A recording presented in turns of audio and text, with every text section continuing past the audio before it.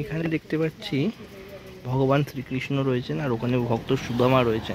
আর মায়ের পেছনে যে চালচিত্রটা রয়েছে, প্রতিমাটা দেখো কি অসাধারণ বড় প্রতিমা এখানে একটা বানানো হয়েছে। দেখো বিশাল বড় প্রতিমা বানানো হয়েছে। তো নমস্কার বন্ধুরা, এই মুহূর্তে আমি বেরিয়ে পড়েছি সরস্বতী পূজা পরিক্রমায় আর চলে এসেছি বিদ্যাপিতানে। দাঁড়িয়েই আছি সেখানে। প্রত্যেক বছর সনাতন রুদ্রপালের বিশাল বড় একটা মূর্তি এনারা তৈরি করেন।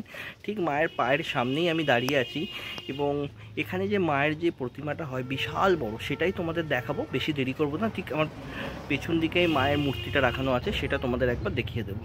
আর এই হলো বিদ্যাপিতানের প্যান্ডেলে পুরো বাইরের আমি দাঁড়িয়ে আছি। আর এইটাই দেখতে পাচ্ছ যে সামনে পুরো প্যান্ডেলটা রয়েছে। আর এই যে এদিকে দেখো সনাতন রুদ্রপালের একটা ছবিও রয়েছে, যেটা দেখতে পাচ্ছি। এই যে এদিকে রাষ্ট্রপতির হাত থেকে পুরস্কার নিচ্ছে। তো বাইরেই দাঁড়িয়ে আছি, ভেতর দিকে প্রবেশ করে তোমাদের প্রতিমাটা একদম দেখিয়ে দিই চলো।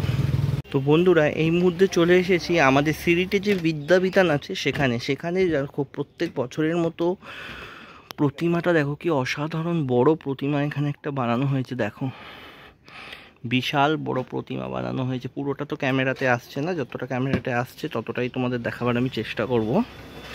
বিশাল বড় একটা প্রতিমা।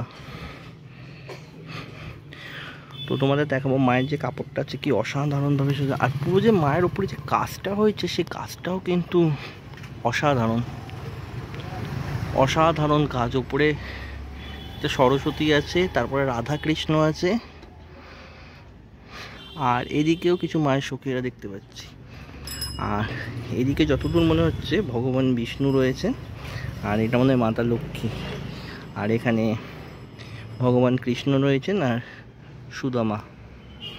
দেখতেই পাচ্ছ বিশাল বড় একটা প্রতিমা কিন্তু বানিয়েছে এরা। প্রত্যেক বছরই এরকম বড় বড় প্রতিমা কিন্তু এই বিদ্যাপিতানে বানানো হয়ে থাকে। দেখো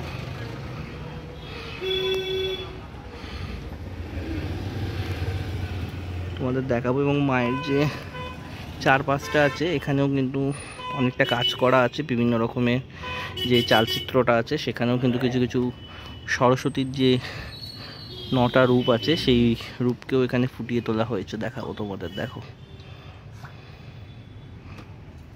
একটু জুম করে তোমাদের দেখিয়ে দিই মায়ের মুখটা, কি অপূর্ব দেখতে লাগছে। দেখো আর পুরো কাজটা দেখো কি সুন্দরভাবে ফুটে উঠেছে পুরো কাজটা।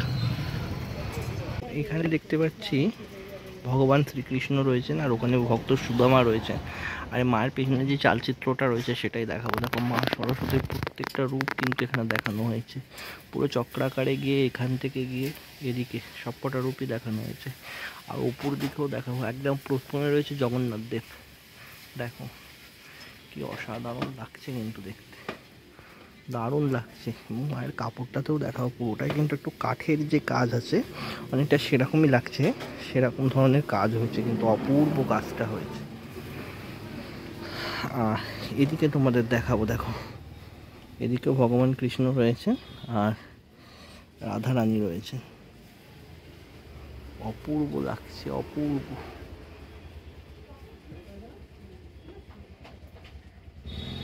দারুণ দারুণ। প্রত্যেক বছরে নেই, এবছরে খুব সুন্দর একটা প্রতিমা উপহার দিয়েছে, বিশাল বড় প্রতিমা। তো বন্ধুরা, তোমাদের এতক্ষণ সনাতন রুদ্রপালের যে বিশাল বড় মূর্তি যেটা বিদ্যাপিতানে এসেছে সেটা তোমাদের দেখালাম। কেমন লাগলো অবশ্যই কমেন্টস করে জানিও। যদি ভালো লাগে অবশ্যই একটা লাইক শেয়ার কমেন্ট করো। আর ভিডিওটা এখানেই শেষ করছি। দেখা হচ্ছে খুব তাড়াতাড়ি। টাটা।